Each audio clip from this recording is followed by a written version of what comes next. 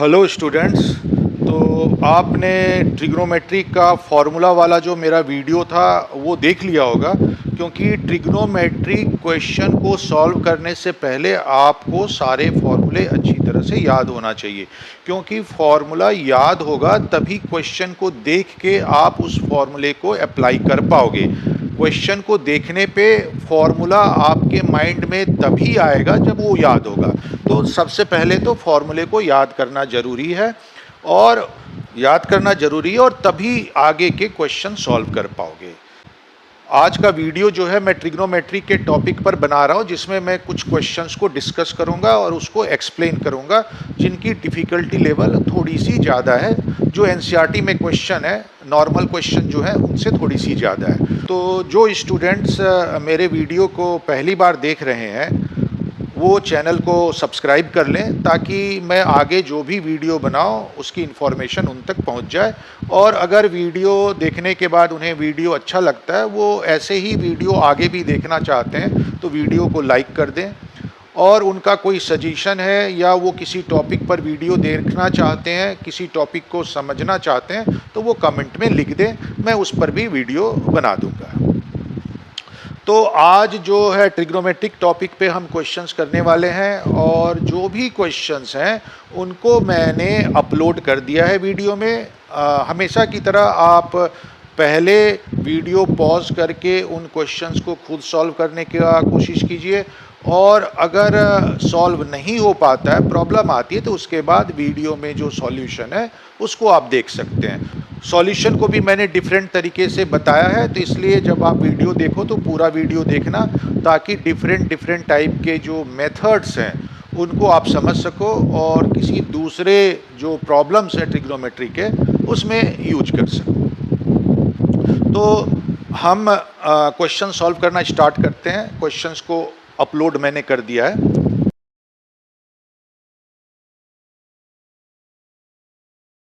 अब जो second question है उसमें हमारे पास इंफॉर्मेशन दे रखा है कि tan a minus tan b equal to x है, cot b minus cot a equal to y है, और ये हमें प्रूव करना है cot a minus b equal to 1/x plus 1/y।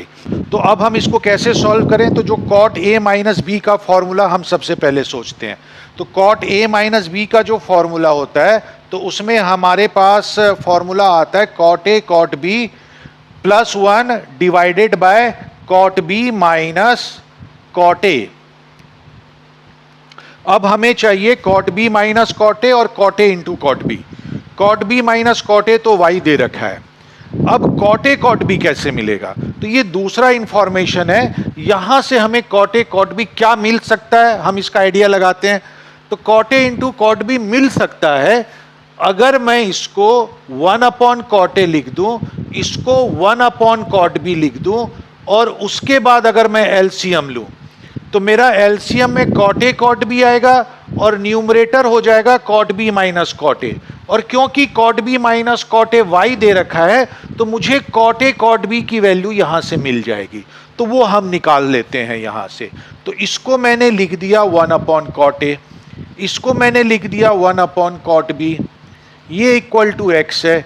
LCM ले लिया, तो जैसे ही एलसीएम लिया तो ये हो गया cot a cot b LCM हो गया, और न्यूमरेटर में आ गया cot b minus cot a equal to x.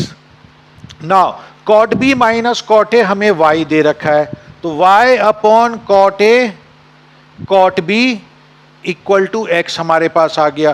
तो अब मैं क्रॉस मल्टीप्लाई कर देता हूं, cot a cot b इधर चला जाएगा, x इधर डिनोमिनेटर में आ जाएगा, तो देयरफॉर हमारे पास y by x equal to cot a cot b आ गया है। तो इस तरह से cot a cot b y by x के इक्वल आ गया, cot b minus cot a y है। अब यहां हम रिप्लेस कर देते हैं, तो cot a cot b की जगह पे मैं y बाई एक्स लिख देता हूं, plus 1 divided by cot b minus cot a की जगह पे मैं y रख देता हूं, और यहां पे मैं एलसीएम ले लेता हूं, तो ये हो जाएगा y plus x upon x divided by y। तो ये आ जाएगा हमारे पास।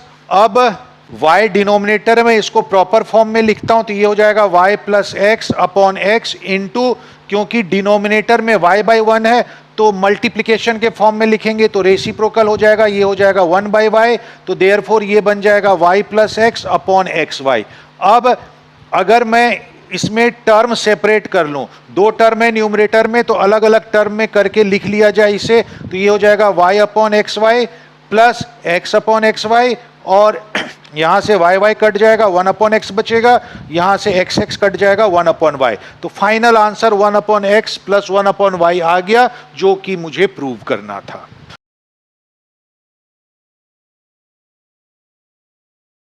अब जो थर्ड क्वेश्चन है उसमें a प्लस बी हमें π/4 दे रखा है और हमें प्रूव करना है 1 प्लस टेन ए एक ब्रैकेट में इंटू 1 प्लस टेन बी दूसरे ब्रैकेट में इक्वल टू 2। मतलब a और b जो है वो एंगल है, इन एंगल का सम π/4 है, तो हमें ये प्रूव करना है। ये फर्स्ट क्वेश्चन है। अब ये कैसे प्रूव कर सकते हैं? तो अगेन हम LHS साइड लेते हैं और LHS साइड को हम सॉल्व करने की कोशिश करते हैं। तो जो LHS है हमारा, अगर मैं मल्टीप्लाई कर दूं तो मल्टीप्लाई करने के बाद मेरे पास आ जाता है 1 plus tan A plus tan B plus tan A tan B, ये आ गया मेरा LHS में। अब ये जो tan A plus tan B, tan A into tan B आ रहा है, तो हम देखते हैं कि ये जो टर्म है वो टेन ए प्लस बी के फॉर्मूले में हमें मिलता है। टेन ए प्लस बी का जो फॉर्मूला है उसमें ten A plus tan B आता है न्यूमरेटर में, और टेन ए टेन बी वाला टर्म डिनोमिनेटर में आता है, तो वहां से कुछ सॉल्यूशन निकल सकता है। और क्योंकि a प्लस बी π/4 दे रखा है और 10 π/4 1 होता है, तो वहां से हम आइडिया लगा सकते हैं कि ये यहां से कुछ निकल के आ सकता है। तो हम दोनों तरफ टेंजेंट ले लेते हैं, मतलब हमारे पास हो जाएगा 10a plus B equal to 10 π/4। और यहां से फिर अगर हम इसमें फॉर्मूला लगा दें 10a plus 10b upon 1 minus 10a 10b equal to, ये राइट साइड में हो जाएगा 1, और क्रॉस मल्टीप्लाई कर लें तो हमारे पास आ जाएगा 10a plus 10b equal to 1 minus 10a 10b। अब यहां देखो LHS में ये टर्म एग्जिस्ट कर रहा है, हमें जो प्रूव करना है 2 प्रूव करना है। तो 1 तो हमारे पास है, ये सारा अगर 1 हो जाए तो मेरा आंसर आ जाएगा। तो देखो यहां पे वो बन रहा है, इधर माइनस 10a 10b है, उसको लेफ्ट साइड में ले आओ, तो हमारे पास क्या आ गया 10a plus 10b plus 10a 10b equal to 1 आ गया। तो ये हमारे पास 1 आ गया, तो इस पूरे की जगह पे अगर मैं यहां पे 1 रख दूं तो ये आ जाएगा 1, और ये पूरा जो है हमारा 1 प्रूव हुआ है, तो ये 1 प्लस 1 इक्वल टू 2 आ गया। और इस तरह से ये RHS है, तो हमारा ये एक्सप्रेशन सॉल्व हो गया। तो इसको सॉल्व करने का एक तरीका तो ये है। तो जस्ट मैथ्स में क्या है कि मैथ्स में फॉर्मूले का ही मैनिपुलेशन है। तुम्हें फॉर्मूले याद होंगे तो तुम फॉर्मूला लगा के जस्ट जैसा हम चेस खेलते हैं वैसा ही मैथ सॉल्यूशन है। जैसे जब हम चेस खेलते हैं तो हम अपने माइंड में एज्यूम कर लेते हैं कि मैं अगर ये मूव चलूंगा तो सामने वाले का मूव क्या होगा, और वैसे हम 2-3 स्टेप्स का अंदाजा लगाते हैं, उसकी कैलकुलेशन करते हैं कि ऐसा करने के बाद क्या होगा, मेरे इस मूव के बाद कॉम्पिटिटर का मूव क्या होगा, उसके बाद मेरा मूव क्या होगा, उसके बाद उसका मूव क्या होगा। और इस तरह से जैसे हम 2-3 जो है आगे के मूव्स को सोच के हम खेलते हैं, उसी तरह से यहाँ भी है कि तुम्हें देखना होगा कि कौन सा फॉर्मूला लगाओ, इस फॉर्मूले को लगाने के बाद मुझे क्या मिलेगा, उसके बाद मुझे क्या मिलेगा, क्या उससे जो मुझे सॉल्व करना है कोई फायदा हो रहा है, क्या उसमें उसका कोई यूज हो रहा है। इसी तरह से डिफरेंट फॉर्मूले को मैनिपुलेट करना होगा, बस मैथ्स में यही करना है। तो इस तरह से यहाँ पे देखो हमने मैनिपुलेट किया, इस फॉर्मूले को माइंड में रिकॉल कर सकते हो, माइंड में ही इस सब को तुम्हें माइंड में सॉल्व करना है। माइंड में सॉल्व करने के बाद अगर तुम्हारे माइंड में ये आ जाता है अच्छा ये बन रहा है, मल्टीप्लिकेशन करने पे भी ये चीज आ रहा है, तो मैं रिप्लेस कर दूंगा तो आंसर आ जाएगा, या आंसर आ सकता है, तो तुम फिर ट्राई कर सकते हो। उसमें तुम्हें क्या होगा कि तुम्हें पहले अप्रोच लेना होगा, आइडिया लेना होगा कि जो गिवन चीज है उससे जो तुम कोई इंफॉर्मेशन निकाल रहे हो उसका यूज प्रूव करने में आ रहा है कि नहीं। और बस उन दोनों को लिंक करना है। अदरवाइज तुम्हें ये प्रॉब्लम होने लगेगा कि मैं कौन सा फॉर्मूला यूज करूं, फॉर्मूला तो इतने सारे हैं। तो ये कोई नहीं बता सकता कि कौन सा फॉर्मूला यूज करना है, वो तुम्हें अपने माइंड से सोचना होगा। उसी के नंबर होते हैं, वहीं पे तुम्हारे माइंड का काम है। उसमें तो कोई तुम्हारी हेल्प नहीं कर सकता, जस्ट आइडिया दे सकता है। जैसे मैं तुम्हें आइडिया दे रहा हूं, थॉट प्रोसेस बता रहा हूं कि ऐसा ऐसा पॉसिबल है, तुम ऐसे करो, लेकिन तुम्हें उसे अपने माइंड से ही सोचना होगा।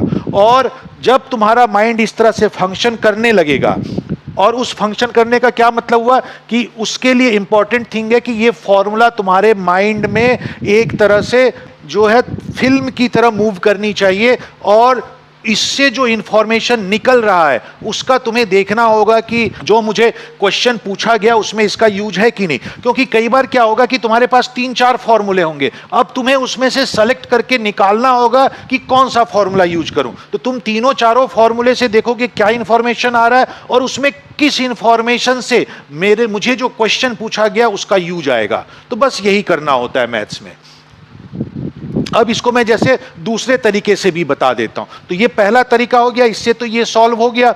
अब अच्छा, अब दूसरे तरीके में भी तुम देख सकते हो कि जैसे ये अप्रोच लिया, ये स्टेप मैंने देख लिया। ये स्टेप में मैंने क्या देखा कि जो लेफ्ट साइड में जो ये 3 टर्म जो आ रहे हैं वो मेरे पास है लेफ्ट साइड में। लेफ्ट साइड में एक ही चीज एब्सेंट है, 1। तो अगर ये 1 आ जाए तो मेरा लेफ्ट साइड वाला पूरा टर्म बन रहा है। और उस केस में राइट साइड मुझे प्रूव क्या करना है, 2। तो यहां पे 1 तो आ रहा है, एक और चाहिए। अगर एक और आ जाएगा तो वो भी 2 हो जाएगा। अच्छा, इसको और दूसरे ढंग से सोच सकते हो कि इन 2 टर्म में अगर मैं देखूं तो 10 भी कॉमन आ रहा है। जैसे ही 10 भी कॉमन लूंगा तो ब्रैकेट के अंदर 1 + 10a आ जाएगा, और 1 + 10a यहां पे एक फैक्टर है। तो 1 + 10a एक फैक्टर है, लेकिन 1 + 10a एक फैक्टर है, लेकिन वो पूरा फैक्टर कैसे बनेगा? तो उसके लिए जरूरी है यहां पे भी 1 + 10a एग्जिस्ट करना चाहिए। मतलब यहां पे एक 1 मिसिंग है। तो मैं क्या करता हूं, दोनों तरफ 1 ऐड कर देता हूं। तो एडिंग 1 बोथ साइड। तो अगर मैं दोनों तरफ 1 ऐड कर लेता हूं तो मेरे पास जो लेफ्ट हैंड साइड ये आ जाएगा। और क्योंकि मैं लेफ्ट साइड और राइट साइड दोनों में 1 ऐड कर रहा हूं तो राइट साइड में मेरा आ गया 2। तो देखो, राइट साइड में 2 प्रूव करना था, वो आ गया। और लेफ्ट साइड में मेरा ये आ गया, जो कि इसको सॉल्व करने के बाद लेफ्ट साइड में वही बन रहा था। दैट मीन्स प्रूव हो गया है। लेकिन मैं ये मान के चल रहा हूं कि हमने ये प्रोसेस नहीं किया है, मुझे जस्ट ये चाहिए। तो क्योंकि इसको सॉल्व करके ये आया तो इससे वो फैक्टर भी ऑब्टेंड हो सकता है। देखो यहां पे हम फैक्टर ऑब्टेंड कर लेते हैं। तो ये हो गया 1 + 10a। यहां से इन दोनों टर्म में से मैं 10 भी कॉमन ले लेता हूं। जैसे ही 10 भी कॉमन लिया तो ये हो गया 1 + 10a, मेरे पास फैक्टर आ गया। और ये भी 1 + 10 है, तो इसको अगर मैं 1 + 10a एज ए फैक्टर ही रख लेता हूं तो इसके आगे 1 मल्टीप्लाई है। तो 1 + 10a मैंने कॉमन ले लिया, यहां पे ये फैक्टर कॉमन फैक्टर हो गया। तो दूसरे ब्रैकेट में यहां पे 1 है तो ये आ जाएगा 1 + 10 भी, ये आ जाएगा, और इक्वल टू 2। तो जो मुझसे क्वेश्चन पूछा था वो डायरेक्ट इधर सॉल्व हो गया। अब नेक्स्ट पार्ट जो इसी में पूछा है, अब जो सेकंड क्वेश्चन है वो भी फर्स्ट की तरह ही सिमिलर है। तुम्हें इसमें प्रूव करना है cot a - 1 cot b - 1 equal to 2। तो मैं ये वाला अप्रोच लेता हूं। तो जैसे मैंने यहां पे देखा a + b π/4 है और दोनों तरफ टेंजेंट ले लिया तो आगे जाके सॉल्व हो रहा है। तो मुझे यहां cot का फैक्टर चाहिए, तो मैं यहां पे दोनों तरफ cot ले लेता हूं तो ये सॉल्व हो जाएगा। तो मेरे पास आ जाएगा cot a + b equal to cot π/4। अब मैं यहां cot का फॉर्मूला लगा देता हूं। तो जैसे ही cot का फॉर्मूला लगाऊंगा तो ये हो जाएगा cot a cot b -1 divided by cot b plus cot a, और cot π/4 तो 1 ही होता है तो ये 1 आ जाएगा। फिर हम क्रॉस मल्टीप्लाई कर लेते हैं, cot a cot b -1 equal to cot b plus cot a। अब क्या है, हमें राइट साइड में 2 चाहिए, तो मैं क्या करता हूं, 1 को राइट साइड लेके चला जाता हूं और इन दोनों को लेफ्ट साइड में लेके आ जाता हूं। तो cot a cot b minus cot b minus cot a equal to 1। अब मैं क्या करता हूं, मुझे राइट साइड में 2 चाहिए, और यहां पे लेफ्ट साइड में मैं देखता हूं अगर मैं cot b कॉमन लेता हूं तो मेरे पास जो फैक्टर आएगा cot b कॉमन लेने के बाद cot a - 1 आएगा। अब यहां पे माइनस कॉट ए तो प्रेजेंट है, तो अगर मैं 1 ऐड कर दूं तो 1 माइनस कॉट ए भी एक फैक्टर बन जाएगा और इस तरह से ये फैक्टराइज हो जाएगा। और जब मैं यहां 1 ऐड करूंगा तो राइट साइड में भी ऐड करना होगा, तो राइट साइड में मेरा 2 आ जाएगा जो कि मुझे प्रूव करना है। और इधर कॉट ए -1 फैक्टर में बाहर आ जाएगा जो मुझे चाहिए, मतलब सॉल्यूशन का प्रोसेस जा रहा है सही। तो अब मैं क्या करता हूं, cot a cot b minus cot b minus cot a और दोनों तरफ 1 ऐड कर देता हूं। तो जैसे ही 1 ऐड किया तो राइट साइड में 2 हो गया। अब मैं इन दोनों में से कॉट बी कॉमन ले लेता हूं, तो कॉट बी कॉमन ले लिया तो ब्रैकेट में बचा कॉट ए -1 और इन दोनों में मैं -1 कॉमन ले लेता हूं। तो जैसे ही -1 कॉमन लिया तो ये कॉट ए -1 हो गया इक्वल टू 2। तो देखो कॉट ए -1 एक कॉमन फैक्टर आ रहा है जिसकी बात मैं कर रहा था। तो अब ये हो जाएगा कॉट ए -1, ये कॉमन फैक्टर है, बाहर आ गया। दूसरा फैक्टर हमारे पास होगा कॉट बी -1, तो ये LHS में हमें चाहिए था, ये आ गया। राइट साइड में 2 ऑटोमेटिक बन रहा है, तो ये हमारा प्रूव हो गया। अब नेक्स्ट 4th क्वेश्चन पे आते हैं।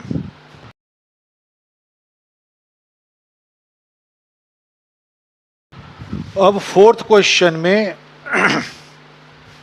हमें दे रखा है कि 2 एंगल अल्फा और बीटा है और दोनों 0 से π/4 के बीच में है। कॉस अल्फा प्लस बीटा 4/5 है, साइन अल्फा माइनस बीटा 5/13 है और tan 2 अल्फा की जो वैल्यू है वो हमें फाइंड आउट करनी है। अब tan 2 अल्फा की वैल्यू कैसे फाइंड आउट कर सकते हैं? तो जैसे मैंने अभी पिछले क्वेश्चन के समय बताया था कि तुम्हें जो इंफॉर्मेशन है उसको कैसे यूज करते हुए जो क्वेश्चन पूछा है उससे रिलेट करना, ये इंपॉर्टेंट चीज़ है। क्योंकि कौन सा फॉर्मूला यूज करना है ये तुम्हें ही सोच के पता लगाना होगा और उसके लिए तुम्हें बहुत सारे मैनिपुलेशन करने होंगे। तो तुम्हें ज़रूरी है कि माइंड में ही तुम 3-4 अप्रोच के बारे में सोचो और उससे आइडिया लगाओ कि कौन सा अप्रोच सॉल्यूशन की तरफ हमें इजीली ले जा सकता है। कई बार ऐसा होगा कि 2 या 3 अप्रोच जो है उससे तुम्हें सॉल्यूशन मिल रहा होगा, तो तुम कोई भी यूज कर सकते हो, लेकिन फिर तुम्हें उसमें ये भी देखना होगा कि किस अप्रोच से इजीली सॉल्व हो सकता है, क्योंकि फिर जल्दी सॉल्व हो जाएगा।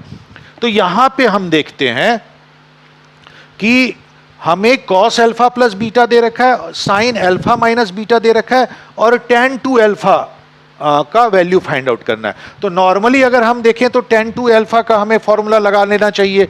tan 2 अल्फा का फॉर्मूला होता है 2 tan alpha upon 1 minus tan square alpha, लेकिन इस फॉर्मूले में हमें tan अल्फा चाहिए होगा और जो गिवन इंफॉर्मेशन है उससे हमें फिर tan अल्फा की वैल्यू निकालनी पड़ेगी। तो वो भी एक अप्रोच हो सकता है, उसके बारे में भी डिस्कस करेंगे, लेकिन फिलहाल यहाँ तो अकेला अल्फा जो है लाना थोड़ा सा डिफिकल्ट लग रहा है। दूसरा अप्रोच जो है वो ज़्यादा आसान लग रहा है कि अगर मैं एंगल को ऐड कर दूं, ये जो कॉस के साथ एंगल अल्फा प्लस बीटा है, साइन के साथ एंगल अल्फा माइनस बीटा है, अगर मैं इन दोनों को ऐड कर दूं तो मेरे पास 2 अल्फा आ रहा है।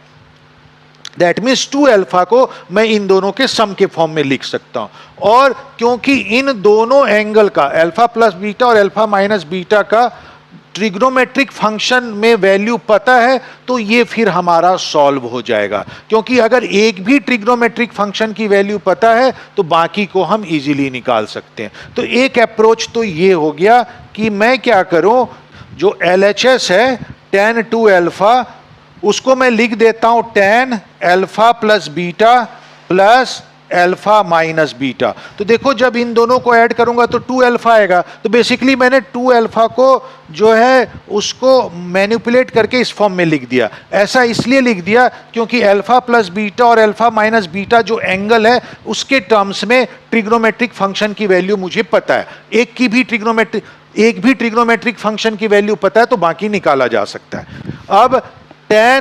अब इसमें tan x प्लस वाई का फॉर्मूला अप्लाई कर देते हैं। तो tan x प्लस वाई क्या होता है, tan x plus tan y upon 1 minus tan x tan y। तो अगर मैं वो फॉर्मूला अप्लाई कर दूं तो ये बन जाएगा tan alpha plus beta plus tan alpha minus beta divided by 1 minus tan alpha plus beta into tan alpha minus beta. तो ये मेरे पास फॉर्मूला आ गया। अगर मुझे टेन अल्फा प्लस बीटा और टेन अल्फा माइनस बीटा की वैल्यू पता चल जाए तो इसका सॉल्यूशन हो जाएगा। और अल्फा प्लस बीटा और अल्फा माइनस बीटा के टर्म्स में हमें एक ट्रिग्नोमेट्रिक फंक्शन की वैल्यू पता है तो हम टेन की भी वैल्यू इजीली निकाल सकते हैं। तो वो निकालते हैं। पहले हमें सबसे पहले ये भी देखना होगा कि एंगल किस क्वाड्रेंट में लाई करता है, क्योंकि जब हम इसको सॉल्व करेंगे तो क्वाड्रेंट के हिसाब से अदर ट्रिग्नोमेट्रिक फंक्शन का साइन भी हमें लगाना पड़ेगा। तो सबसे पहले हमें देखना पड़ेगा एंगल किस क्वाड्रेंट में लाई करते हैं। तो हम पहले देखते हैं अल्फा प्लस बीटा और अल्फा माइनस बीटा किस क्वाड्रेंट में लाई करते हैं। तो अल्फा प्लस बीटा के लिए तो अगर मैं अल्फा प्लस बीटा निकालूं तो अल्फा प्लस बीटा की वैल्यू किस रेंज में लाई करेगी। अल्फा है 0 से π/4, बीटा है 0 से π/4। तो अल्फा प्लस बीटा का रेंज क्या होगा। रेंज मतलब मिनिमम और मैक्सिमम वैल्यू क्या होगी वो हमें देखना होगा। मतलब फिर हम बोल सकते हैं कि वो मिनिमम इस मिनिमम और मैक्सिमम के बीच लाई करेगा। तो अल्फा प्लस बीटा इन दोनों को ऐड करेंगे तो मिनिमम, जब ऐड करेंगे तो मिनिमम वैल्यू क्या होगी। तो मिनिमम वैल्यू तब होगी जब अल्फा भी मिनिमम हो और बीटा भी मिनिमम हो। अल्फा की मिनिमम वैल्यू 0 तक जा रही है, बीटा की मिनिमम वैल्यू 0 तक जा रही है। तो जब इनका ऐड करेंगे तो मिनिमम वैल्यू 0 तक ही जाएगी। तो अल्फा प्लस बीटा की जो मिनिमम वैल्यू है वो 0 होगी, क्योंकि इधर 0 इंक्लूड नहीं है तो यहां भी इंक्लूड नहीं करेंगे। Maximum value alpha plus beta की कब होगी। तो जब अल्फा की भी वैल्यू मैक्सिमम हो और बीटा की भी मैक्सिमम हो तो वो मैक्सिमम ऐड होने के बाद अल्फा प्लस बीटा की मैक्सिमम वैल्यू आएगी। अल्फा की मैक्सिमम π/4 है, बीटा की मैक्सिमम π/4 है। तो अल्फा प्लस बीटा की मैक्सिमम π/2 होगा। अगेन π/4 के इक्वल नहीं है दोनों, तो अल्फा प्लस बीटा भी π/2 के इक्वल नहीं होगा। लेस देन का साइन होगा, इक्वल का साइन नहीं होगा। मतलब अल्फा प्लस बीटा 0 से π/4 के बीच में लाई करेगा। इसका मतलब फर्स्ट क्वाड्रेंट में। अब अल्फा माइनस बीटा पे आते हैं। तो जब माइनस करेंगे इन दोनों में तो मिनिमम वैल्यू कब होगा। तो अल्फा माइनस बीटा जो है उसकी मिनिमम वैल्यू कितनी आएगी। तो अल्फा माइनस बीटा की मिनिमम वैल्यू तब होगी, क्योंकि हम माइनस कर रहे हैं तो मिनिमम वैल्यू तब होगी जब अल्फा मिनिमम हो और बीटा मैक्सिमम हो। तो वो केस में अल्फा माइनस बीटा का मिनिमम वैल्यू होगा। तो अल्फा की जो मिनिमम वैल्यू है वो 0 है, बीटा की मैक्सिमम वैल्यू π/4 है। तो इस केस में अल्फा माइनस बीटा का मिनिमम वैल्यू आएगा। तो 0 माइनस π/4 मतलब अल्फा माइनस बीटा की मिनिमम वैल्यू माइनस π/4 होगी। अच्छा, अल्फा माइनस बीटा की मैक्सिमम वैल्यू कितनी होगी। तो मैक्सिमम तब होगा जब अल्फा मैक्सिमम हो और बीटा मिनिमम हो, क्योंकि माइनस हो रहा है तो माइनस होने वाला टर्म जब मिनिमम होगा तो अल्फा माइनस बीटा का आंसर भी मैक्सिमम होगा। तो अल्फा की मैक्सिमम वैल्यू π/4 है, बीटा की मिनिमम वैल्यू 0 है। तो इस केस में अल्फा माइनस बीटा मैक्सिमम होगा और वो कितना आएगा π/4 माइनस 0, तो π/4 आएगा। तो इसका मतलब हो गया अल्फा माइनस बीटा माइनस π/4 से π/4 के बीच में लाई करता है। और माइनस π/4 से π/4 का मतलब हुआ जो एंगल है वो फोर्थ क्वाड्रेंट और फर्स्ट क्वाड्रेंट के बीच में लाई करता है। वो तुम देख सकते हो सर्कुलर एंगल बना के कि जैसे मैंने ये x लिखा और ये y लिखा, तो माइनस π/4 का मतलब हुआ x से क्लॉकवाइज डायरेक्शन में π/4 मेजर किया, तो ये मेरा माइनस π/4 को बताता है। और प्लस π/4 मतलब x से एंटी क्लॉकवाइज डायरेक्शन में π/4 मेजर किया, तो ये एंगल मेरा π/4 बताता है। मतलब जो हमारी अल्फा माइनस बीटा जो एंगल है वो इस लाइन को कवर करता है, ये एंगल कवर करता है। तो हमें इसके बीच में ही देखना होगा वैल्यू को। मतलब ये फोर्थ क्वाड्रेंट का पोर्शन कवर कर रहा है और फर्स्ट क्वाड्रेंट का, और जो वैल्यू है इसके बीच में ही देखना होगा। अब इसको कैसे सॉल्व करते हैं। तो कॉस अल्फा प्लस बीटा हमारे पास दे रखा है 4/5 और हमें क्या चाहिए tan अल्फा प्लस बीटा। तो वो कैसे निकालते हैं। तो मैग्नीट्यूड के लिए हम राइट ट्रायंगल यूज कर लेते हैं। एक राइट ट्रायंगल हम बनाते हैं, इसका एंगल जो है वो अल्फा प्लस बीटा है और इसका कोसाइन 4/5 दे रखा है। तो बेसिकली रेशियो है, लेकिन सिंपल केस में हम इक्वल टू मान के भी इसको सॉल्व कर सकते हैं। हम एज्यूम कर सकते हैं कि जब बेस 4 है तो उस केस में हाइपोटेनियस 5 ही होगा। तो जब बेस 4 है तो हाइपोटेनियस 5 है, तो इस केस में पाइथागोरस थ्योरम से हमें परपेंडिकुलर 3 मिलता है और इससे हमें tan अल्फा प्लस बीटा का मैग्नीट्यूड आ जाता है। तो tan अल्फा प्लस बीटा का मैग्नीट्यूड हो जाएगा 3/4 और अब क्वाड्रेंट के हिसाब से इसमें साइन लगाना होगा। तो alpha plus beta first quadrant में लाई करता है, तो फर्स्ट क्वाड्रेंट में जो टेंजेंट होता है वो पॉजिटिव होता है, इसलिए tan alpha plus beta plus 3/4 होगा। इसी तरह से अब इस केस में देखते हैं, यहां पे हमें दे रखा है sine alpha minus beta equal to 5/13। तो इसके लिए हम ट्राइंगल बनाते हैं। तो एंगल 5/13 के लिए मैंने ट्राइंगल बनाया। तो अगेन इसमें भी सिंपलेस्ट रेशियो का टर्म लेके हम बोल सकते हैं कि जब परपेंडिकुलर 5 होगा तो हाइपोटेनियस 13 है, परपेंडिकुलर 5 हाइपोटेनियस 13। पाइथागोरस थ्योरम से जब हमने सॉल्व किया तो बेस आ गया 12। तो अब हमें tan अल्फा माइनस बीटा चाहिए, तो tan अल्फा माइनस बीटा की वैल्यू निकालता हूं। तो tan अल्फा माइनस बीटा का जो मैग्नीट्यूड होगा वो 5/12 होगा। अब क्वाड्रेंट के हिसाब से हम साइन लगाएंगे। तो अल्फा माइनस बीटा किस क्वाड्रेंट में है, तो रेंज से हमें पता चलता है अल्फा माइनस बीटा या तो फोर्थ में होगा या फर्स्ट में होगा, लेकिन साइन अल्फा माइनस बीटा हमें पॉजिटिव दे रखा है। फोर्थ में साइन निगेटिव होता है, फर्स्ट में साइन पॉजिटिव होता है। क्योंकि साइन पॉजिटिव है इसका मतलब अल्फा माइनस बीटा जो है वो डेफिनेटली फर्स्ट क्वाड्रेंट में होगा। हमने ये दो कंडीशन यूज किया, अल्फा माइनस बीटा की कंडीशन और साइन की कंडीशन। तो इससे पता लगा कि alpha minus beta first quadrant में ही होगा, और फर्स्ट क्वाड्रेंट में क्योंकि tan पॉजिटिव होता है तो tan अल्फा माइनस बीटा 5/12 आएगा। अब इन वैल्यूज को यहां पुट कर देता हूं तो मेरे पास tan 2 अल्फा की वैल्यू आ जाएगी। तो tan अल्फा प्लस बीटा है 3/4 plus tan alpha minus beta है 5/12 डिवाइडेड बाय डिनोमिनेटर में 1 माइनस 3/4 इंटू 5/12।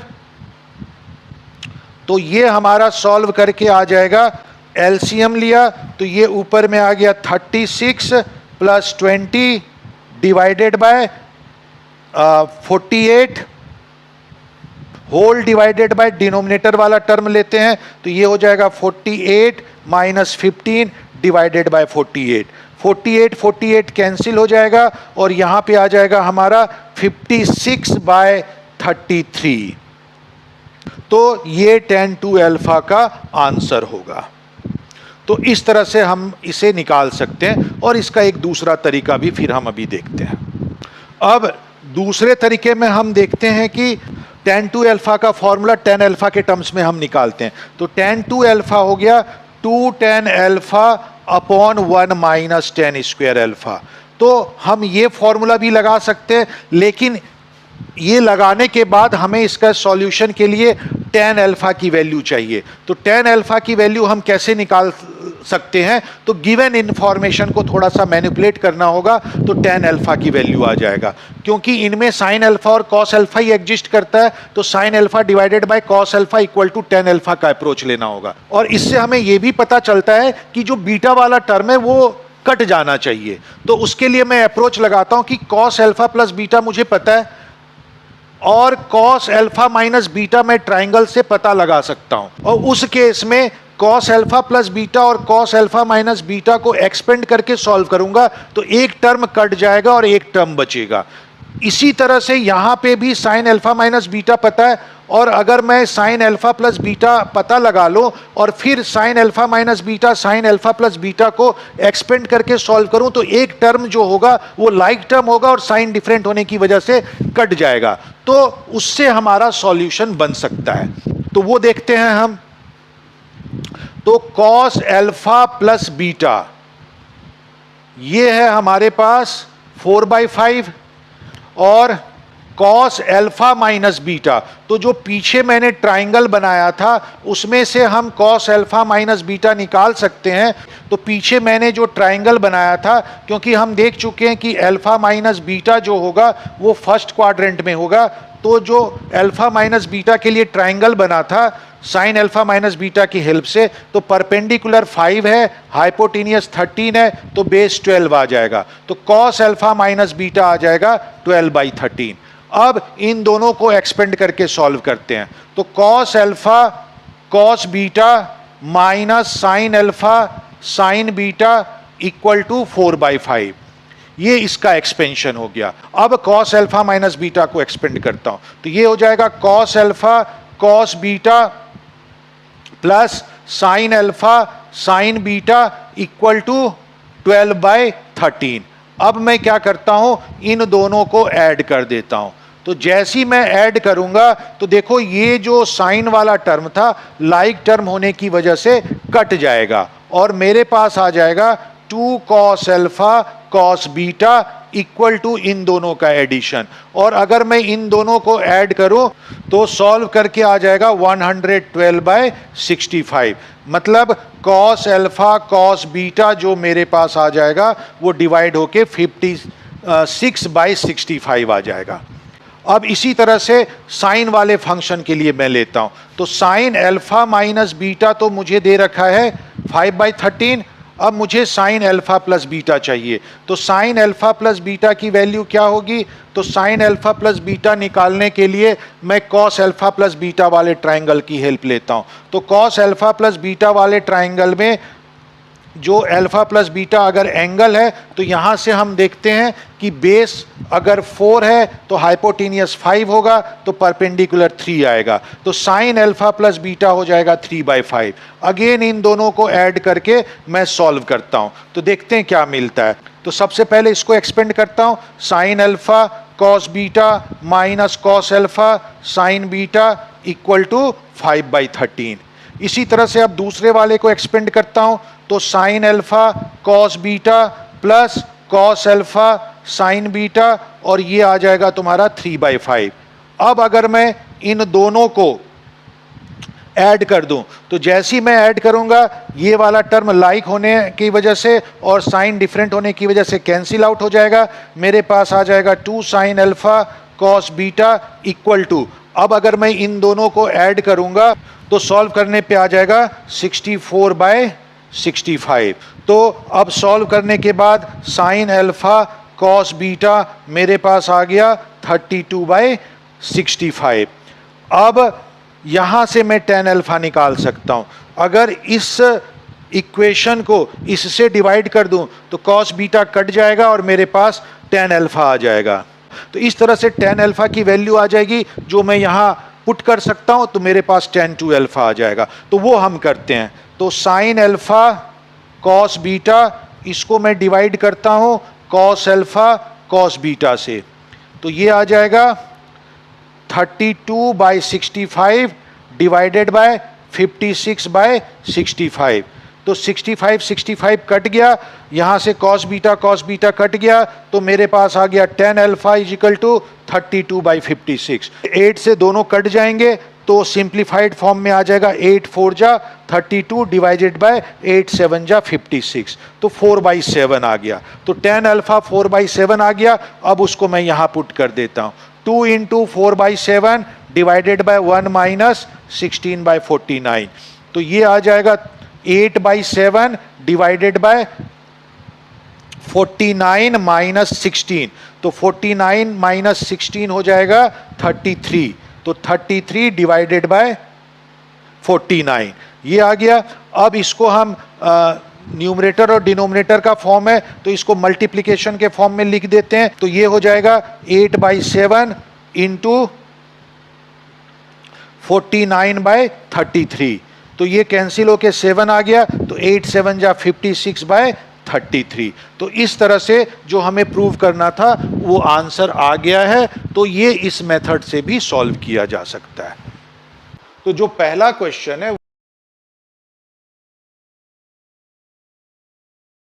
वो है अंडर रूट के अंदर 1 minus sine x upon 1 plus sine x.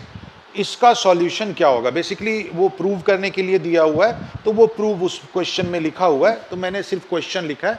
अब इसको कैसे सॉल्व करें, उससे पहले इसमें जो कॉन्सेप्ट हुआ है स्क्वायर रूट फंक्शन का कॉन्सेप्ट, उसको समझ लेना ज़रूरी है, क्योंकि उसमें जो है बहुत सारा कन्फ्यूजन होता है।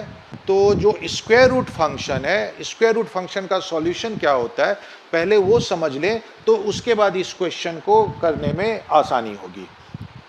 तो स्क्वायर रूट फंक्शन में जो सबसे मिसकॉन्सेप्शन ये है कि जैसे हम देखते हैं कि अगर मैं किसी स्टूडेंट से पूछूं √4 का आंसर क्या होगा, ज़्यादातर स्टूडेंट्स बताएंगे वो है +-2, √4 = +-2, क्योंकि इसको वो स्क्वायर फंक्शन के हिसाब से देखते हैं, लेकिन ये ट्रू नहीं है।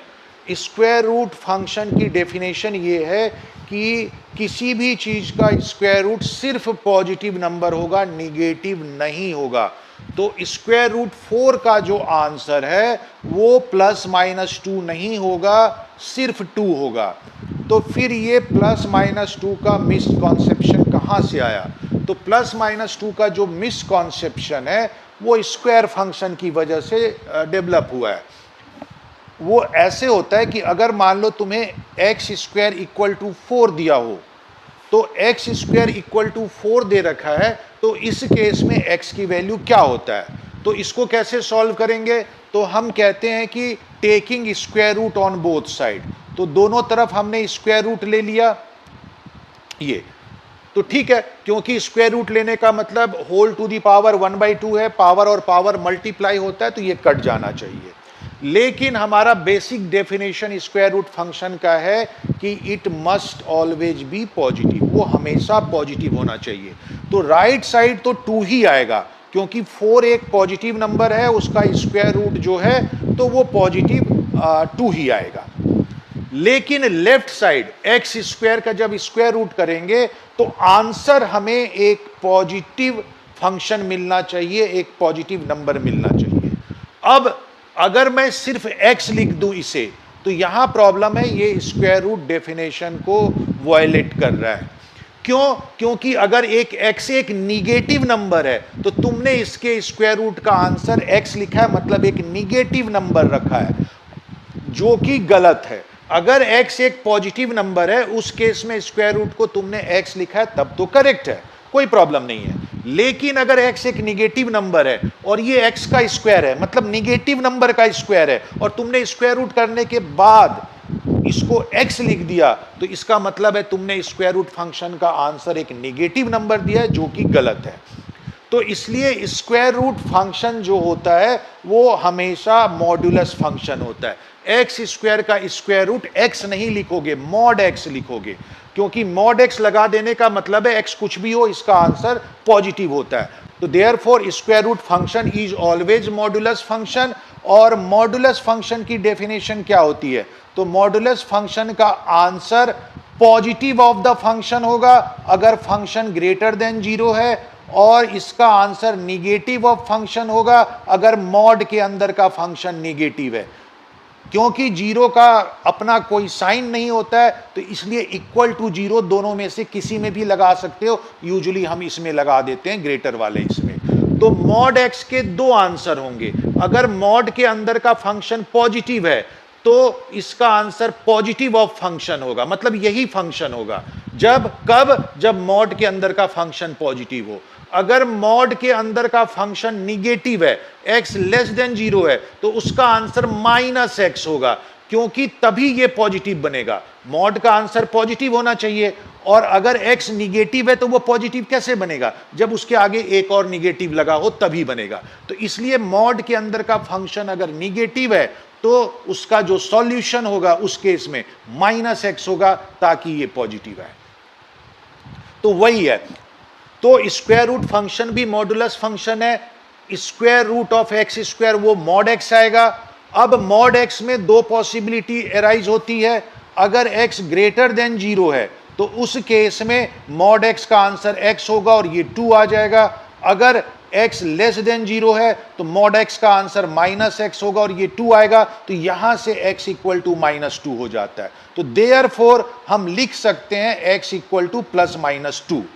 तो x के 2 आंसर पॉसिबल हैं, +-2, +2 जब x पॉजिटिव है, -2 x निगेटिव है। तो ये जो है प्रॉपर सॉल्व होके x का आंसर निकला है +-2। अब जो छोटी क्लासेस में क्या करते हैं कि ये सब मॉडुलस का कॉन्सेप्ट क्यों बताएं, क्योंकि फाइनल आंसर तो +-2 आया है, तो ये जो प्लस माइनस है वो 4 के ऊपर, ये जो प्लस माइनस है वो स्क्वायर रूट 4 में अप्लाई कर देते हैं, मतलब यहां पे प्लस माइनस लगा देते हैं, जबकि वो प्लस माइनस x की प्रॉपर्टी है, 2 की प्रॉपर्टी नहीं है।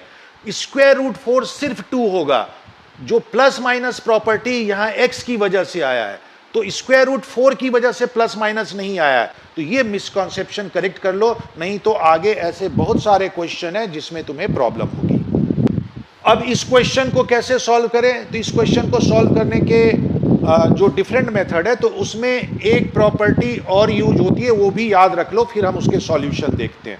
तो वो यहां पे रख देता हूं, जैसे 1 minus sine x, 1 minus sine x को हम क्या लिख सकते हैं, ये याद हो जाना चाहिए क्योंकि ये बहुत यूज होता है। ये जो है तुम्हारा ट्रिग्नोमेट्री जो है तुम्हें 12th तक किसी ना हर टॉपिक में तुम्हें मिलेगा, और वो 12th तक परेशान करेगा अगर तुमने अभी ठीक नहीं किया तो, और ये सब फॉर्मूले वहां तक यूज आएंगे। तो जो जो फॉर्मूले मैं बताते जा रहा हूं, देखते जा रहे हो, उसको जो है याद करते जाओ, ताकि वो आगे जब भी उसका यूज आए तो तुम उसको तो वो तुम्हारे दिमाग में रिकॉल हो जाए और तुम उसका यूज कर सको। 1 माइनस साइन एक्स एक दूसरे फॉर्मूले में कैसे कन्वर्ट हो जाता है, देखो 1 जो है वो होता है sine square theta plus cos square theta, sine square theta plus cos square theta 1 होता है, थीटा एक एंगल है, कुछ भी हो सकता है, sine square 2 theta plus cos square 2 theta भी 1 होगा, sine square 4x plus cos square 4x भी 1 होगा, थीटा वहां एंगल को बताता है, तो साइन स्क्वायर और कॉस स्क्वायर के साथ एंगल सेम होना चाहिए, क्या होगा वो इंपॉर्टेंट नहीं है, सेम होना चाहिए, तो स्क्वायर का जो सम है वो 1 आएगा। तो ये 1 है, तो इसको मैं लिख सकता हूं sign square x/2 plus cos square x/2। x/2 क्यों लिखा, उसका रीजन आगे जो नेक्स्ट टर्म में उसमें दे रहा हूं।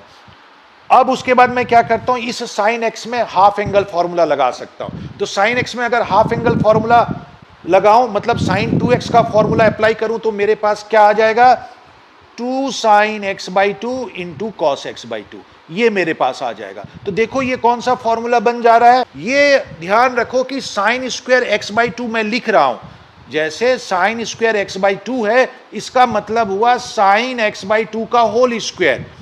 ये जो साइन स्क्वायर x/2 है ये होल स्क्वायर है, इसका मतलब इसी को हम जो है नॉर्मल ऐसे लिख देते हैं, तो ये दोनों सेम चीज है। तो ये हो गया a square plus b square minus 2ab, तो ये क्या बन जाएगा, ये किसका फॉर्मूला हो गया, a minus b whole square का। तो इसलिए हम इसे लिख सकते हैं sign x/2 minus cos x/2 पूरे का होल स्क्वायर।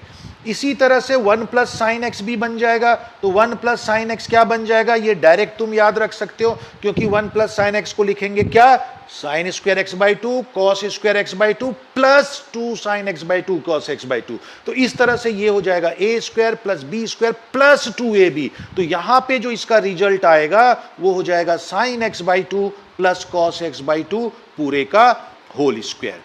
तो ये भी एक फॉर्मूला तुम बोल सकते हो कन्वर्जन, 1 माइनस साइन एक्स और 1 प्लस साइन एक्स को हम इस तरह से कन्वर्ट कर सकते हैं, जिसका बहुत जगह यूज होता है। अब ये इतना ऑब्जर्व करते हुए अब इस क्वेश्चन को हम सॉल्व करते हैं। तो 2 तरीके हैं सॉल्व करने के। तो पहला मेथड मैं बता रहा हूं, पहले मेथड में हम क्या करेंगे, तो जो फर्स्ट मेथड है उसमें मैं इसे रेशनलाइज पहले कर देता हूं। तो ये 1 minus sine x upon 1 plus sine x, और डिनोमिनेटर को रेशनलाइज कर देता हूं। तो जैसे ही रेशनलाइज करूंगा 1 minus sine x upon 1 minus sine x से न्यूमरेटर डिनोमिनेटर को मैंने मल्टीप्लाई कर दिया, तो ऊपर न्यूमरेटर में मेरे पास आ गया 1 माइनस साइन एक्स का होल स्क्वायर, अपॉन डिनोमिनेटर में मेरे पास आ गया 1 माइनस साइन स्क्वायर एक्स।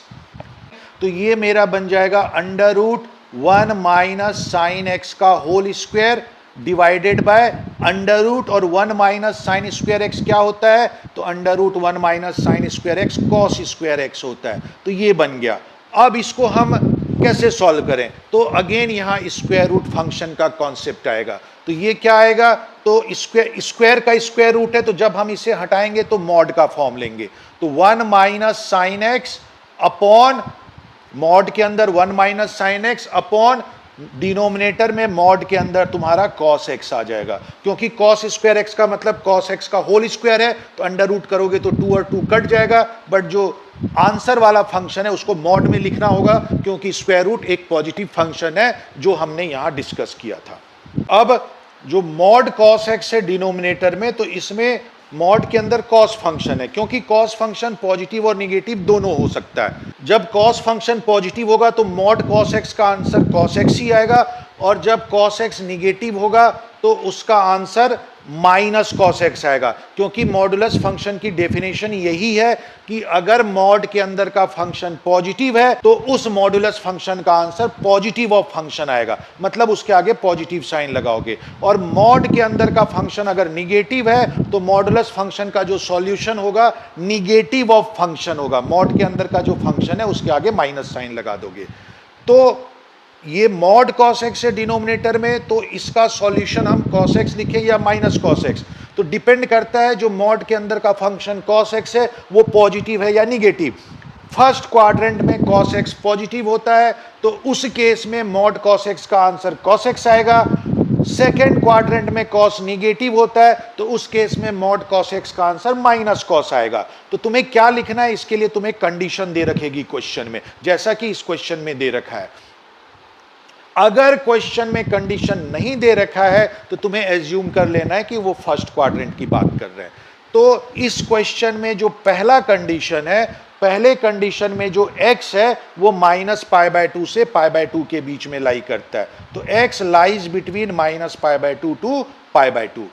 तो जब इस बीच में लाई करता है x, तो ये कौन से क्वाड्रेंट की बात कर रहा है, तो -π/2 से π/2, क्लियरली ये फोर्थ और फर्स्ट क्वाड्रेंट की बात कर रहा है। तुम ग्राफ में देखो, इसे छोटा सा ग्राफ बना देता हूं, ये x है और ये y है, तो इसको हम -π/2 लिखते हैं और इसको हम π/2 लिखते हैं।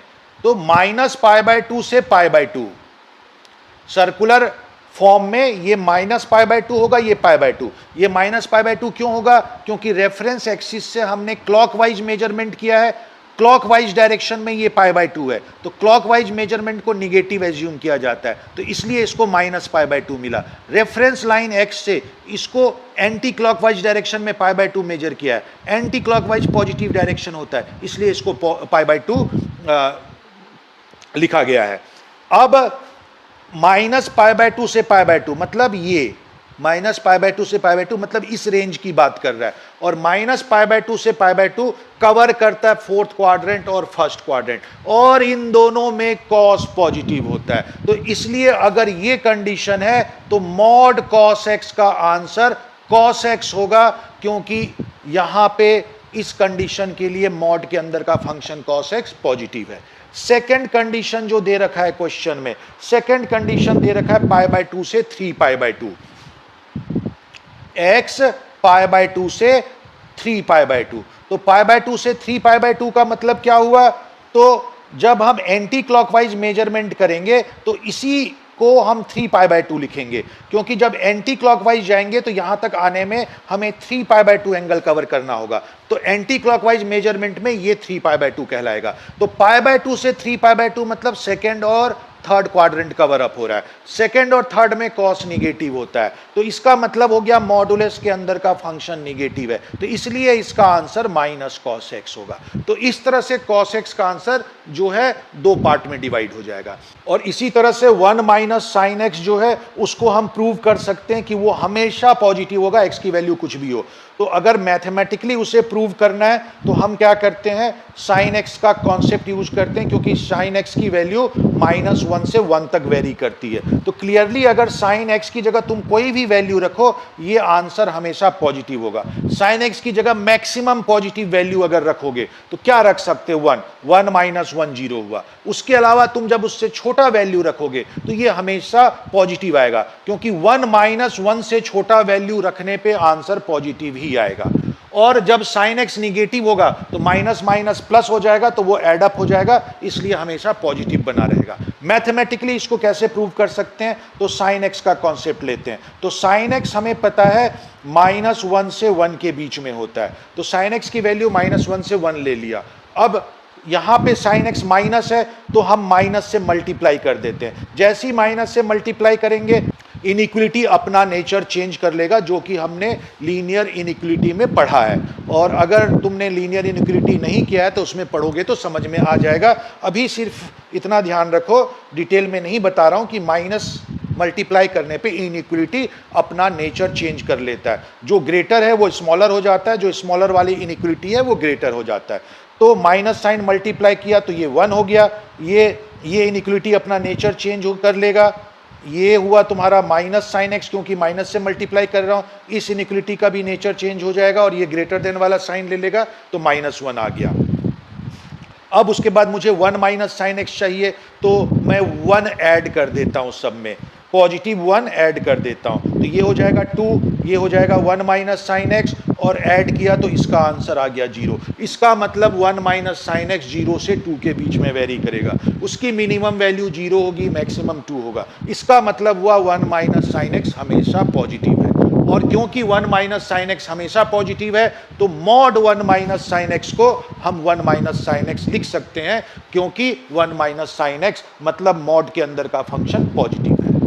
अब इसको यहां से फर्दर सॉल्व करते हैं। तो पहला कंडीशन है जब x माइनस π/2 से π/2 के बीच में है। तो इस केस में हमने जो क्वेश्चन जो है उसको सॉल्व करके यहां तक ले आए थे, और अब इसके आगे फर्दर सॉल्व करते हैं। तो इस कंडीशन के लिए मॉड 1 माइनस साइन एक्स, तो ये तो 1 माइनस साइन एक्स होगा, ये हमेशा 1 माइनस साइन एक्स होगा क्योंकि ये हमेशा पॉजिटिव है, divided by mod cos x. तो एक्स की इस कंडीशन के लिए मॉड कॉस एक्स है, तो ये आ जाएगा कॉस एक्स। अब इसको सेपरेट कर दो, 1 by cos x minus sine x upon cos x, तो ये आ जाएगा हमारे पास sec x minus tan x, जो कि हमें प्रूव करना था।